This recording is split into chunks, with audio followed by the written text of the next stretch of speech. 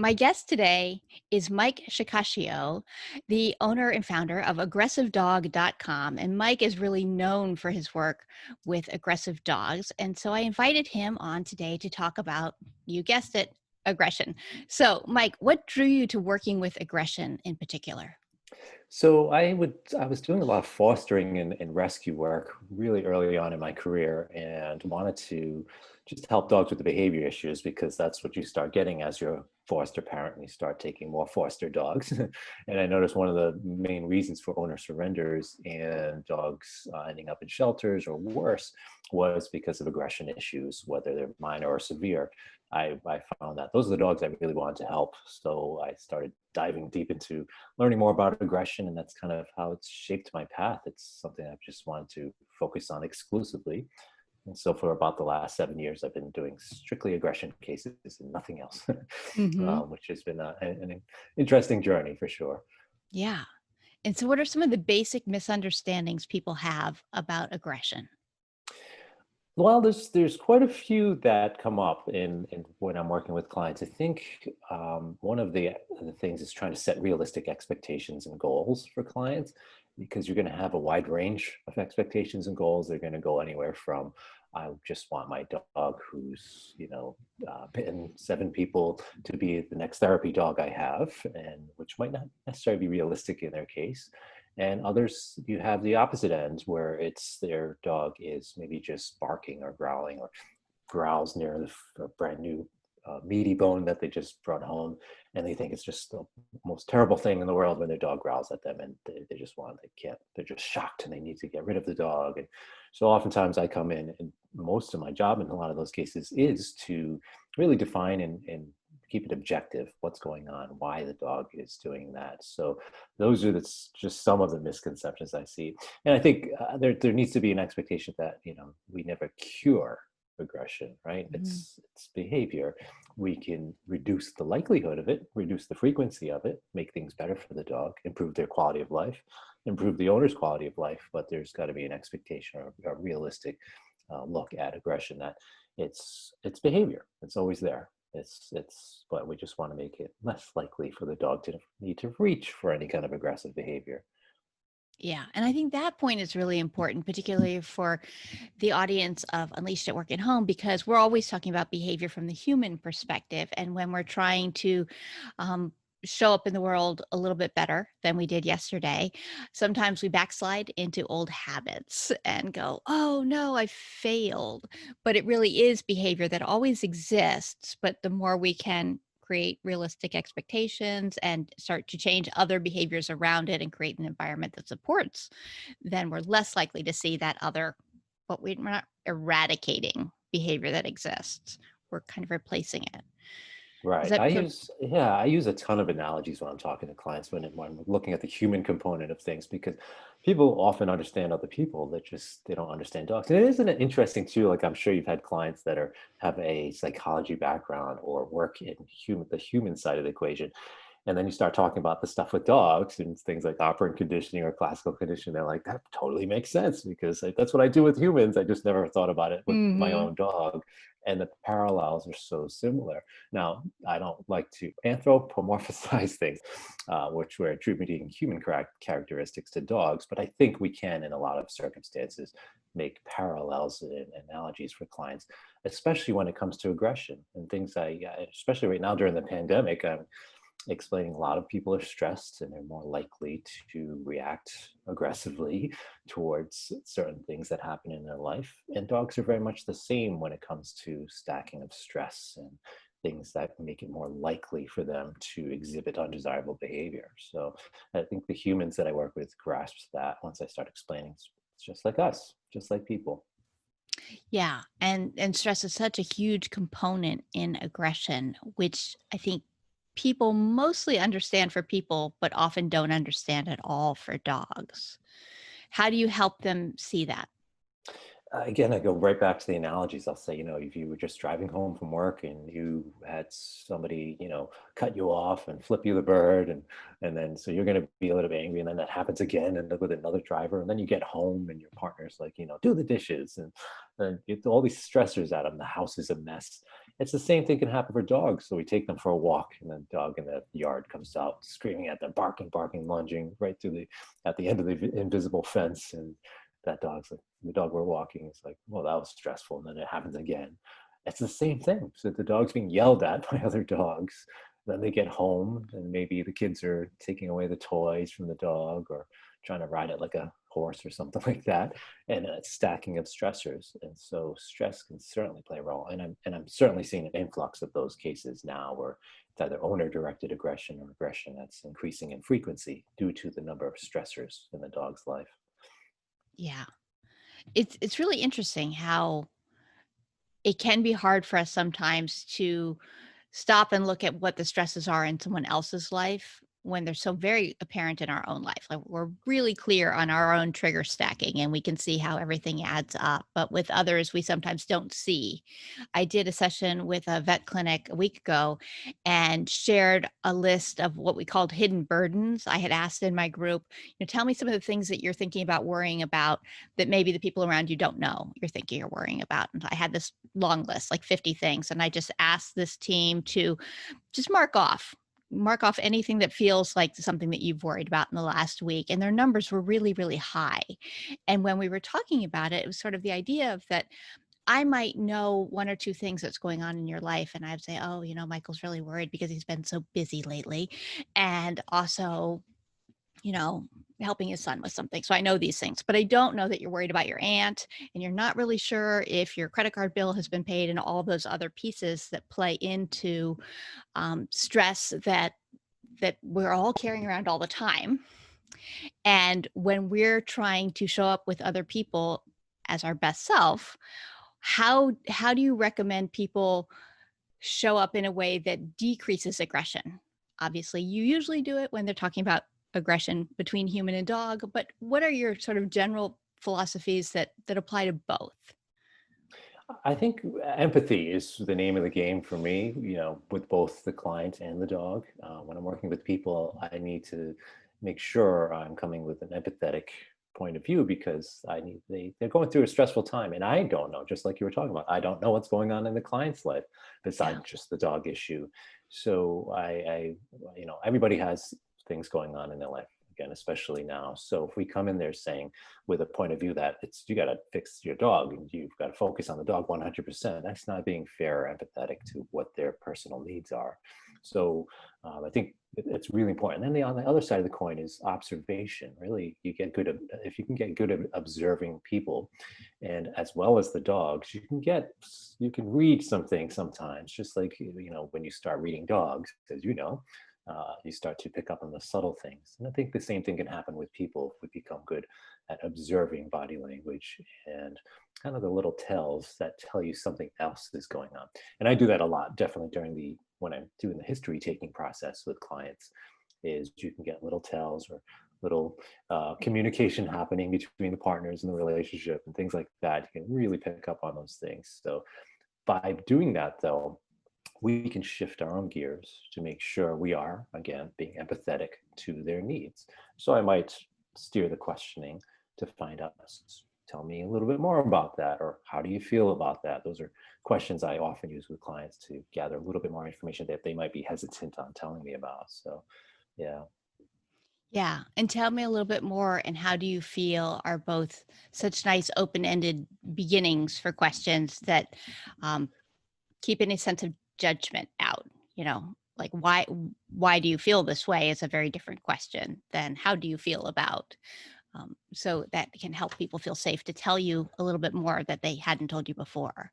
Absolutely. So I think how exactly the words you use and how you phrase them is really important. So empathy is one of the keys is mirroring what the client says. So if they're saying this is just driving me crazy, this is stressing me out, best thing to do is say, this must be very stressful.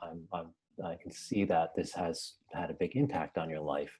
So tell me more about, how you're feeling about those impacts. And then that kind of steers the conversation without saying, you got to take your dog out more. You're not doing enough. You're not doing this. Quitting criticizing. Nobody, that's going to shut down the conversation, I find often. So I like to keep the door open where they feel like they want to give me that information, not hide it from me because they're worried about criticism. Yeah.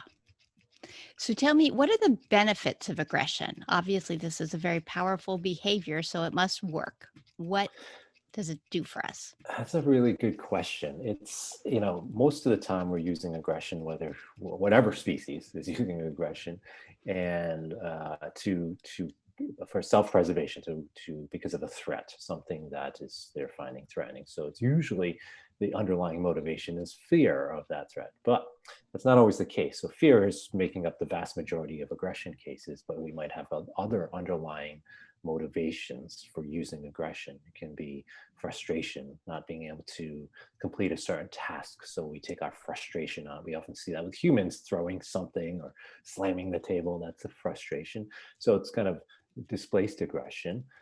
You might see it happen in even jealousy or competition over a resource. So I'm one to believe that jealousy exists in dogs, and there's been a couple recent studies that sort of back that up. But it can be jealousy. The dog or the human is not getting something, and they see somebody else getting it, so they might use aggression to gain access to that resource. And we see that with dogs sometimes. And sometimes it's protecting a resource that we already have. And we've seen a whole lot of that during the pandemic, haven't we? With Oh, yeah. toilet paper and hand sanitizer, and you see these videos of people using aggression towards each other for priority access to those resources. So, I think aggression has its benefits for the person using the aggressive behavior. But of course, there's the consequences. So just like there's consequences for people, there's consequences for dogs for using aggression. Unfortunately, dogs aren't always aware of those consequences. Right. So it's interesting. So, and then I should also mention that a lot of the human underlying motivations are not the same with dogs. So dogs experience a certain level of emotions, but not quite as complex as humans, of course. One of those being guilt. And I did want to mention that guilt doesn't exist in dogs, and we often see that on YouTube and Facebook, where the guilty dog look. Yeah. So did want to just throw that out there in terms of when we're talking about underlying emotions and those kind of things happening with dogs. Yeah, I think that's a really important point. And hopefully most of the Unleashed at Work and Home listeners know that because they're all pet professionals. But it is a very commonly misunderstood concept where, he knew he did wrong and he feels guilty about it and all of these things that we have.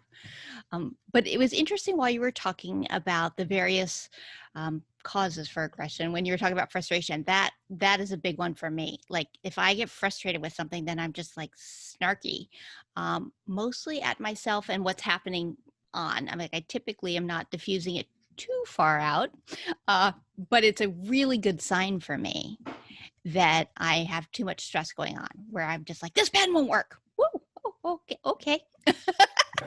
And that is like leakage. It's coming out in other ways, a little bit of just life dealing with people. And so I think people are having a lot of that leakage right now that we've all been stressed for quite a while. First off, pet professionals were pretty stressed out before the pandemic. So the rates of burnout and compassion fatigue were super high. The people who were staying up way too late answering emails and writing reports, so common. And then we thought, well, let's make it a little bit more exciting and we'll throw a pandemic on and then maybe have some protests and just kind of make our whole world go crazy. So when you're looking at aggression as the big piece and thinking about pet professionals in particular, what tips do you have for people just kind of to get through their day? Just like how to avoid triggering others and how to manage their own? I think that's a very deep Big question because there's a question. lot that could happen.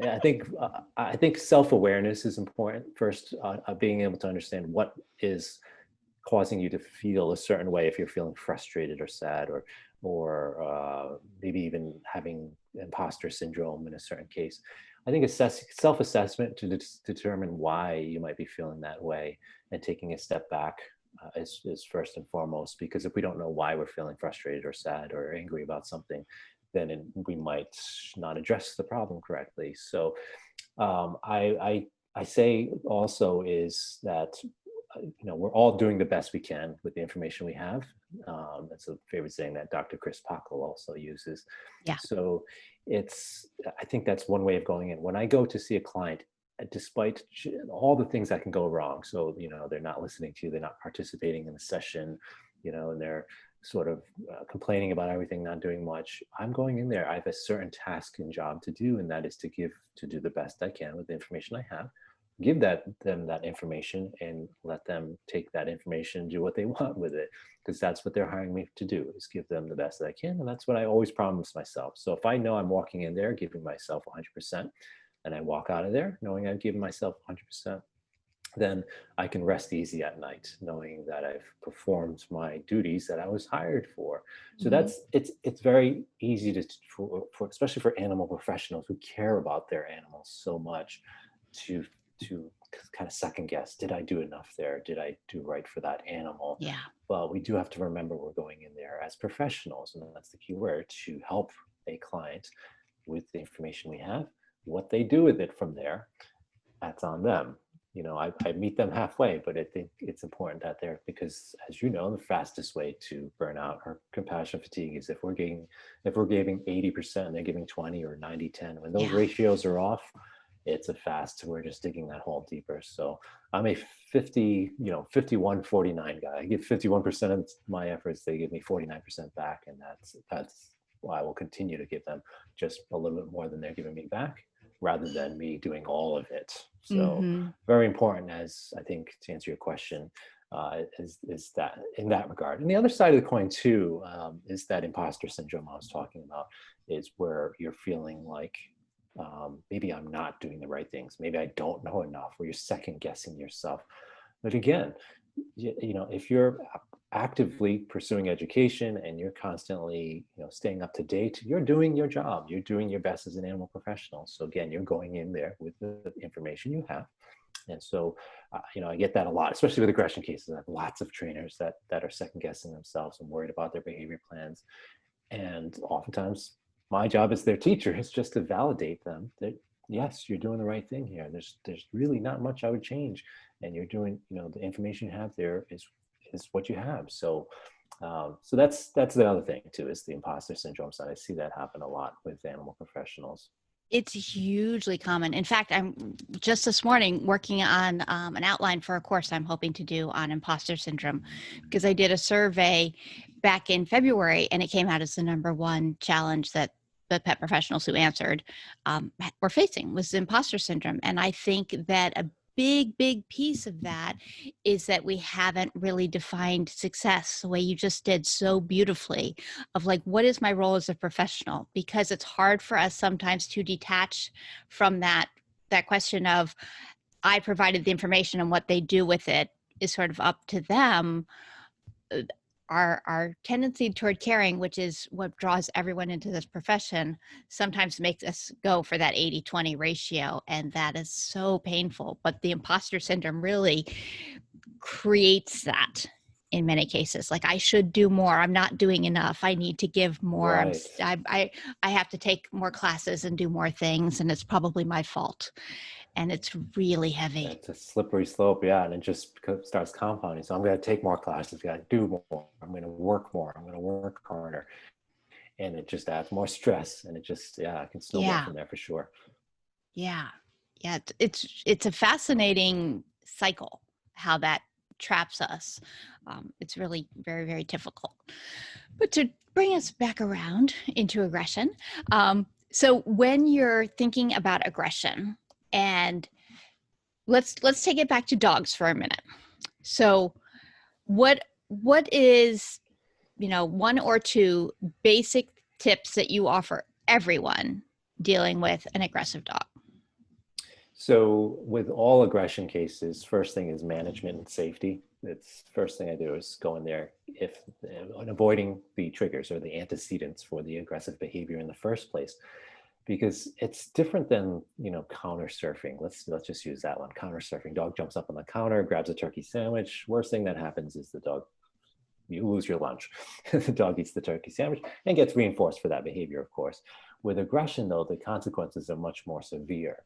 The impacts on everything, the consequences for the dog if the dog bites again, and aggressive behavior is highly reinforcing for an animal when they use it, because it's making something very scary go away often, or a threat to their resources or a threat to themselves. It works for them if they make some, because nobody sticks around when a dog's biting them, right? So aggressive behavior works.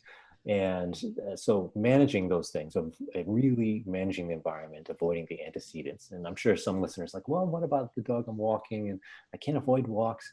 But there's always a way to rearrange the environment in most cases where we're going to set that dog up for success by avoiding the triggers for the aggressive behavior in the first place. And then the next thing you want to do, this part two to that, is you're actually reintroducing those triggers or antecedents, but you do it in a way that's setting the dog up for success, so we can reinforce desirable behavior. And there's always a way to do that as well. So if it's a dog that barks and lunges at other dogs while out on walks, let's set the stage so we can work with that dog where they see the other dog from a distance and at a level of intensity that they're not going to bark and lunge. So now we can reinforce desirable behavior. So we're setting that dog up for success by making sure the environment's set correctly.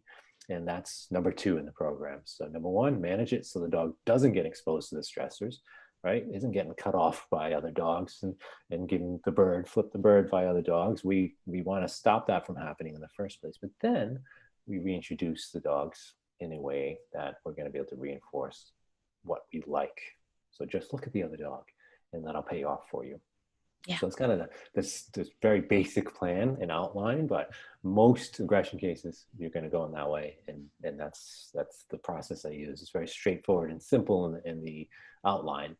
As you know, the execution is going to vary and has to be fine-tuned case by case. But yeah, those are the two things. And one thing I kind of want to mention too, before we were talking about underlying reasons for aggression, and I know you have a lot of folks from the veterinary field in your audience. So pain is one. So pain is an underlying motivation or reason for aggressive behavior. You touch my ears when I've had an ear infection, I'm going to bite you. I wanted to mention this because I've seen such an increase during the pandemic with everybody being home with their dogs more. Pain is hard to detect with some dogs. I mean, it's overt sometimes, dogs limping or yelping. Those are overt cases. Most people can see those, but many dogs are very good at masking it, or we don't see it. So like the dog goes to dog daycare for the day and the client's like, well, he goes to dog daycare. He can't be really much wrong with him. Then he comes home and at night the dog's snapping at the owner when the dog is laying down on the bed and they try to pet the dog and the dog snaps. So it doesn't make a lot of sense for them why the dog would snap, but a lot of the times it's underlying pain issues. And I really wanted to mention that because right now, such an influx of those, because people are home more with their dogs and the dogs are not getting enough time to rest and recuperate, and the kids are home, and the dog never gets a chance to relax. Yeah. And then add that into all the other stressors too we were talking about before. So stress stacking. Dog is home with the kids and constantly exposed to stressors all day long. The dog never gets to rest. So yeah, I just wanted to mention that. My wheels were spinning about, one of the most overlooked reasons for aggressive behavior in dogs. And in people. For a number of years, I had fibromyalgia. I'm much better now, but for a number of years, I had fibromyalgia. And so it was one of those invisible illnesses where some days everything hurt, and other days it didn't. And I could tell with my kids, my level of patience on the days that I was in great pain was much lower than the days that I wasn't in so much pain. And it was something that I had to, when you go back to that whole self-awareness piece, I had to be very conscious of that within myself, because it wasn't fair to my boys to have different rules on different days. Today's the day I'm going to be really cranky about you leaving your napkin on the table, and tomorrow I'm going to be fine with it. But so pain is one of the ones that's often missed, and pain for in the human perspective also can come into some of the emotional pain, that people will be Yes. worrying, or, but Yes. because our brains actually respond to emotional pain and physical pain in very, very similar ways. So now I know that you are not an expert on human behavior and dealing with aggression, but I'm going to totally throw this question at you because that's what we do here on this podcast. So you said, sort of setting yourself up for success, using management and safety, really trying to keep things nice and light, and then slowly reintroducing things so that you can reinforce the behavior you like, is how you will handle most aggressive incidents with dogs. Well, I work in a facility where there's a whole big team, but there's one person who's just crazy and unpredictable. And, she's above me in the hierarchy. So it's not like I can get her fired. So what do you recommend I do? So tell me a little bit more. What does it look like? In one coaching call from quite a distance ago, I will tell a story so that's completely anonymous, but it was a veterinary technician who worked in a very big practice. And there was a veterinary technician who was responsible for teams of vet techs. And this person had poor human skills and excellent animal skills, and actually pretty good logistic skills. So she was good at making a schedule, and she was good at dealing with the animal. She was not great at dealing with the human clients, and she was really unkind and rude to the team members when there were any sort of flaws, which that woman was not my client, but my thought is she was probably a perfectionist and really wanted everything, let me just control everything I can possibly control. But she was driving vet techs away. Really good, competent vet techs just couldn't work under her because she was micromanaging them and fussing at them all the time. Like, you're doing it wrong. You're doing it wrong. You should have done it differently. So that's me. So I'm hypothetically this vet tech who's working for this person who will just out of the blue scream at me for having forgotten something. I left a syringe on the counter when I left an exam room, which I shouldn't have done. And I agree, I shouldn't have done that, but it's not a screaming offense. So, for me, I would, if this, again, we're kind of looking at this from the dog angle, for me, it's a lot of the time, the first thing I have to do is establish a relationship or some trusting way of communicating with that animal or person. Because if I don't, they're not going to hear anything I have to say. So if there's something I want to change, if there's some behavior I want to change, I have to have some rapport, some way of communicating first, or else there's no open door there. And that can be difficult. So same thing is if I have a dog come charging out, and if I had a German Shepherd a couple of weeks I went to go see, and that dog just comes, protected contact, of course, but the dog comes charging out, foam, like spit flying. I mean, I was like covered in, so just because the dog is barking, lunging at the fence at me, it's not a very warm and fuzzy feeling, right? It doesn't give you, but I have to know that this dog is experiencing something, that Yeah. it's a threat. So, in that particular setting, the veterinary tech might say, okay, these people are being a threat to my workspace. And so how do I change that? I have to first get into making relationships. So with that German Shepherd, I've got to establish trust. And the dog's got to learn that I'm not a threat. I'm not a threat to his space, right? And so that's what I would typically do. And this is also kind of drawing. I used to have a staff of about 80 in my former career working at a casino. And same thing where there was a lot of conflict between workers. And so you have to get in there. And you're not going to make much difference again if you don't have some kind of rapport established with that person. So I can have that conversation. What can we do to make this better for you, so you don't have to, or you don't feel. Those aren't the right words. So that your space can be protected, or you feel comfortable in your space. And then I can have that conversation. So, because going back to our conversation earlier about empathy, what is that person going through that maybe that they feel, or that they're behaving in that manner. Mm-hmm. So that would be my first step if I'm trying to conflict resolve there. But sometimes, as you know, that doesn't always work. So you might have to tweak your behavior change plan. Yes. Well, thank you. You did a great job with this completely unfair question I flung at you. So now I'm going to fling it at you from reverse, because Okay. that's what we do. So now it's me, and I'm so stressed, and I'm doing all the things, and I'm a dog trainer, and I have too many clients that I'm juggling, and I try to meet everyone's needs, and I'm spending so much time preparing lesson plans, and then teaching the lesson, and then writing reports, and I am just snarking at every single person I care about.